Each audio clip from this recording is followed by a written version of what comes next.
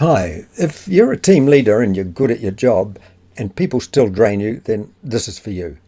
Hi, I'm John Faisandier and thanks for stopping by. I'm not talking about the big blow-ups, not the dramatic crises. It's the low-level stuff that follows you home. The conversations you keep replaying in your head, the tone that was slightly off in the meeting, the team member who didn't say anything but you felt it. You finish the workday, you close your laptop, but the people, they kind of follow you home somehow. And here's the part that most leaders don't say out loud. After a while, it gets embarrassing. You think, I've been doing this for years. Why does it still get to me? Shouldn't I be past this by now? And new managers feel panicked by it. Experienced leaders feel quietly ashamed of it. Because on paper, things are working. The business is running, you're competent, people trust you, and yet you're tired in a way that sleep doesn't fix. This isn't about being bad with people. It's not because you care too much. It's because nobody ever taught you how to deal with the emotional load of leadership without absorbing it. If that's you, you're not broken. You're just sitting in a bottleneck that most leaders never get language for. So let's put language to it. Because once you can name it, you can see it clearly. This isn't incompetence. It's not weakness. It's not even a people problem. It's emotional load. It's the repeated micro-tensions that pile up, the unfinished conversations, the things people didn't say but you felt anyway. It's thinking about your team long after work is done. The work ends, the people don't. And here's what makes it so hard to talk about. Nothing dramatic is wrong. Your team isn't in crisis, you're not failing, there's no emergency, which makes it even harder to admit that something is wrong. You just know that by the end of the week you're carrying something that's heavy. You're not sure how it got there. That's the bottleneck. I know this bottleneck personally. I've spent most of my working life in what you'd call the people business. Early in my career I was a young priest and I thought I was prepared for this. I had training in theology for over 8 years, but nobody really taught me how to handle people in emotional situations, especially when those emotions were unspoken. I was part of a team, and there were tensions in that team that nobody could name. People would go silent. They'd avoid each other. 2 of the team members even told me that they didn't want to work on projects together. And I didn't know what to do with that. So I did what most capable people do. I ignored it. I worked around it. I kept things moving. But I'd end the day feeling heavy, and I didn't know exactly why. It wasn't obvious at first. It just left me with a feeling that I should have been able to handle this. But no one had really ever taught me how. I started to feel like a failure, not in a dramatic way, just quietly, privately. And I kept pretending everything was okay, because that's what you do when you're supposed to be the one holding it together, right? Eventually I knew I needed help.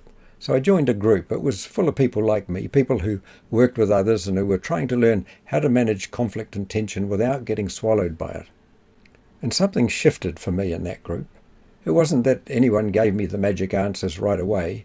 It was that I realized, first of all, that I wasn't the only one. Other people, capable, intelligent, caring people, were carrying the same load. They were lying awake at night, replaying conversations. They were also wondering why they couldn't just shake it off. Being able to talk about it with other people who understood, that was a relief I didn't know I needed. For the first time I realized maybe I wasn't a hopeless case. Maybe I could actually learn this stuff. And if I could learn it, maybe I could get my energy back, be more present with people who mattered, enjoy my work again. That group eventually led me to train as a psychodrama therapist, and over the years I've learned what I wish someone had told me back then. Heavy loads don't just come from 1 or 2 high-pressure situations. They come from the constant low-level emotions that never gets dealt with. The stuff that stays unspoken, the tensions that hover in the room but never land. And I've spent the last 20 years or more learning how to handle that so that I can help others avoid the pain that I went through, because there is a way out of it. Here's what I want you to know. This bottleneck, it doesn't show up because you're incompetent. It shows up because you're capable. The more experience you have, the more emotional complexity you're exposed to, the more you become aware that your responses aren't the kind of responses that you want to make. And the authority that you take on as a leader doesn't reduce the emotional load. It often increases it. People bring you their problems, their frustrations, their unspoken anxieties. And somewhere along the way you start thinking, at some point I should be able to handle this. But here's the truth that most leaders never hear. Nobody teaches you how to process other people's emotions without absorbing them yourself. It's a kind of a gap in your skill set because it's a gap in what you were taught or what you weren't taught. And once you see that clearly, everything changes. Over the next few weeks, I'm going to walk you through exactly why this bottleneck exists and why the common advice like just be tougher, just set boundaries, just don't take it personally, why those things don't work at your level. Because this isn't about becoming softer or harder. It's about learning how to engage without carrying all of the extra load. And there are skills for this, real practical skills that you can learn. But most leaders never get shown them. Once you see this bottleneck, you can't unsee it. And that's actually really good news, because now you can do something about it.